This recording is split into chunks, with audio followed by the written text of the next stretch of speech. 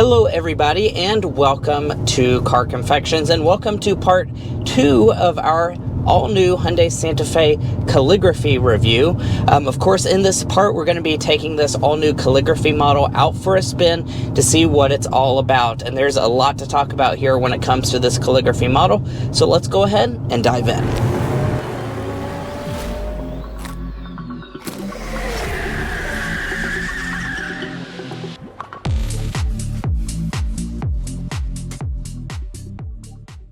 Now, as always in this test drive, we will be talking about quite a few different things, as you can see on the screen right now, including getting our sound level reading so we can see how quiet this all-new ultra-luxury Calligraphy Santa Fe is, as well as talk about stuff like our ride quality. But first, we're going to go ahead and start with a hard acceleration.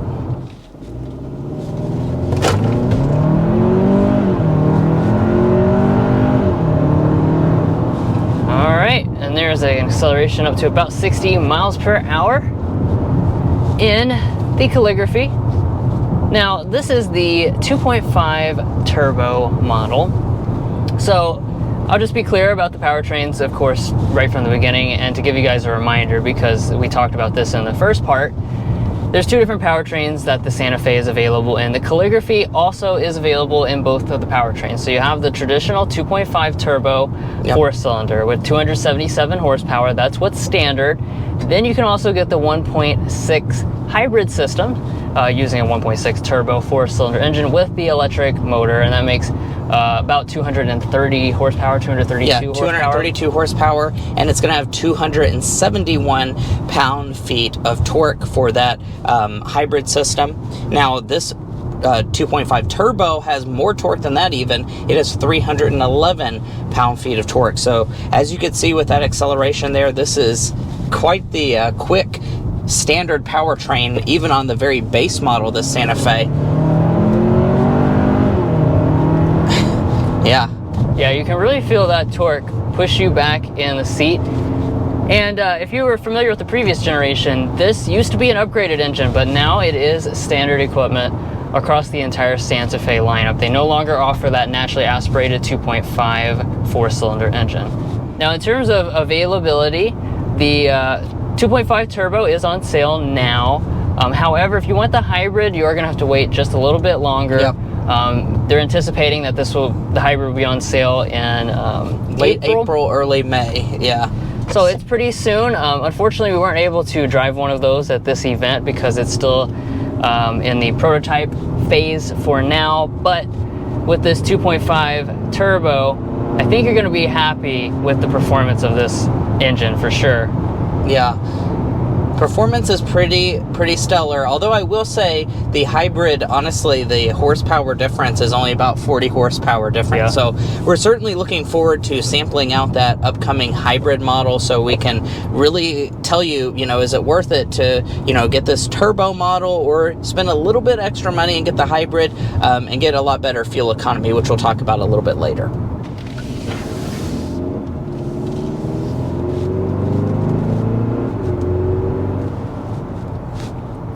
Now let's talk a little bit about the other aspect of the powertrain, and that's the transmission. So with the 2.5 turbocharged 4-cylinder engine, its mate is going to be an 8-speed dual-clutch automatic transmission. This is the same transmission that Hyundai was using in the previous generation as well, and in some other applications across their lineup. In terms of the performance of this transmission, it is a dual-clutch. So you will get that kind of characteristic, meaning that you have very fast shifts when you're up to speed. When you're around town, I think they've done a really good job of smoothing this out. It feels to me a little bit more confident than the previous generation. If you are an expert like we are, obviously we can tell that it is a dual clutch transmission, but I don't imagine that most people will notice this in everyday living. There's certainly other vehicles we've been in that have more rougher characteristics with the dual clutch automatic. This one is pretty smooth even when you're in that stop and go traffic situation. But like I said, in terms of like driving on the highway, very, very responsive. Now, it is worth noting, if you choose the hybrid model, that's going to also have a different transmission. That's going to be a traditional 6-speed automatic instead of the dual clutch setup. So you may have a slightly smoother performance out of that 6-speed automatic. However, I will say that it does have 2 less gears than the 8-speed, so it's going to be maybe a little bit less able to give you that power as, you know, quickly as this 8-speed is. Yeah, we look forward to actually sampling it out and giving you guys a review as soon as possible on that hybrid system. By the way, they're not offering the plug-in hybrid in this new generation. But guys, I'm not going to sit here and delay our conversation about ride quality any longer, because that's probably the main reason that you came to watch this video, is to see how good the Calligraphy rides when it comes to your overall ride quality. So I think that's honestly one of the things we were most interested in as well, because the SEL version, if you're not familiar with our channel, we actually do own this all new Hyundai Santa Fe in the SEL that has an 18-inch wheel combination. That model has a fantastic ride quality, and coming into this Calligraphy, you have larger 21-inch alloy wheels. So we want to know, you know, how does that translate to your ride quality? Drew, I mean, I think we've been riding around in this vehicle all day long. Yes. And what we have kind of talked about off camera and determined after hitting some bumps and stuff is that this Calligraphy does ride still very good, even despite having the 21-inch alloy wheels. We will say it is ever so slightly more rough riding than the SEL that we own, and, you know, other versions like the XRT with the smaller wheel setup. Yes, we were thinking about 10 to 15%. And it's really only the super big impacts that you feel the difference. So if you're just going along a moderate road that's got some, you know, little bumps and stuff, it really takes that very well. I'm very impressed by the way Hyundai has tuned the suspension in the Santa Fe really across the board, because they emphasized comfort, and I think that's the right move for a vehicle like this. It's not sporty, and we'll get into this in a little bit. It's not a sporty SUV. It's definitely comfort minded, and that's the way to go about it. And because of that, it rides very good in all versions, we can now officially say. Let's also go ahead and talk about how the power is routed to the ground, because I think this is a little bit of a unique thing about this Santa Fe. They are offering it in front-wheel drive or all-wheel drive, and that's going to be across the entire trim level and powertrain range, besides for the XRT, of course. That is all-wheel drive exclusively, but you can get a front-wheel drive Calligraphy. You can also get a front-wheel drive Calligraphy hybrid. So they really give you the full gamut of choices when it comes to that, if you want to lower your price and not choose all-wheel drive and increase your fuel economy. Yeah, increase your fuel economy as well. And, you know, as far as your fuel economy, since Drew was talking about that, let's go ahead and just dive into that. So we have a fuel economy of 23 miles a gallon combined for this all-wheel drive 2.5 turbo model. It goes up to 24 if you choose front-wheel drive. The XRT gets the worst fuel economy of the range at 22 mpg. And then as far as the hybrid goes, we do have official numbers from the EPA now. So you're sitting at 36 mpg combined if you choose the hybrid front-wheel drive, or 34 mpg combined with hybrid all-wheel drive. So certainly something worth considering. You're getting about, you know, 12 miles a gallon better when you choose the hybrid model. And of course, like Drew said, we're hoping to do a hybrid specific review, so stay tuned for that. Yeah, absolutely. I think also a big thing worth discussing, and we talked about pricing in part 1, but I just want to kind of bring this up.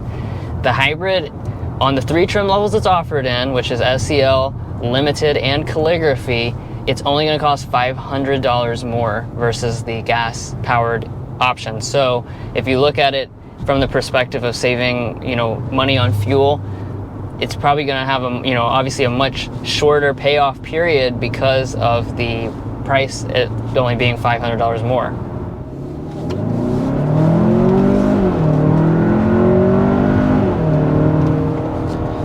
All right, let's go ahead and get our sound level reading going 55 miles an hour in this the most luxurious Santa Fe. We have it on fan speed 1. Our vented seats are all off.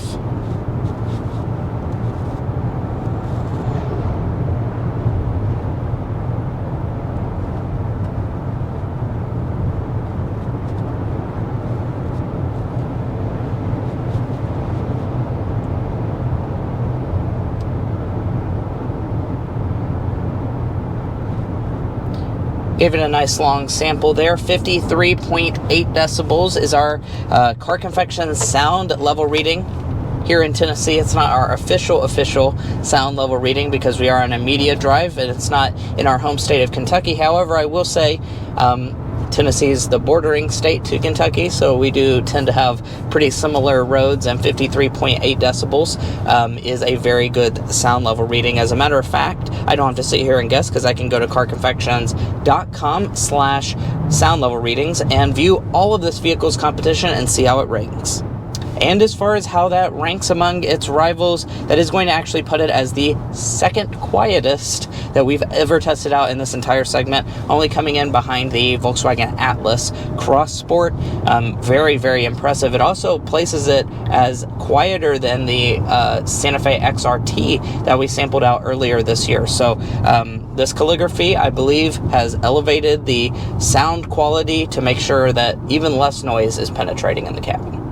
Alrighty, and now it's time to get into our airball and slam dunk, which is our least favorite and favorite element about the Santa Fe Calligraphy. Drew, do you want to kick us off with the slam dunk? Yeah, the slam dunk is just the features and the luxury in this thing. Honestly, it is going to really surprise you. Like, go check one out in person. You're going to be, frankly, shocked because for this class of vehicle, the features and the luxury that's on board is pretty crazy, and the price is honestly no more expensive than any of the competition. It's very much competitive. A+ on that. Yeah. As far as the airball is concerned, this obviously does not represent our personal opinion, but from reading the YouTube comments, a lot of you guys are not a fan of the bold design. The bold look is not for everyone. We personally like it, just like that Lamborghini. That is a beautiful car. Very bold. That's not for everybody either. Right, that's not for everybody either.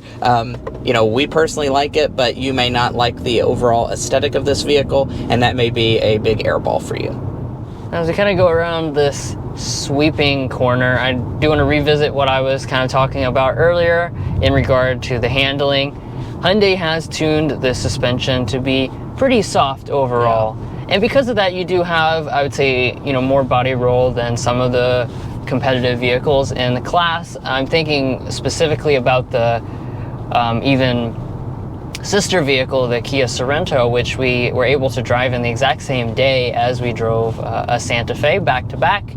And when we did that, it does show you that this is tuned softer in the suspension. You have more body roll. Steering, though, still pretty good. It's going to be light. It's very nice and responsive, though. So, overall, like I said, the thing just to keep in mind is that it's not a sporty SUV. It is going to be luxury-minded and focused on ride quality.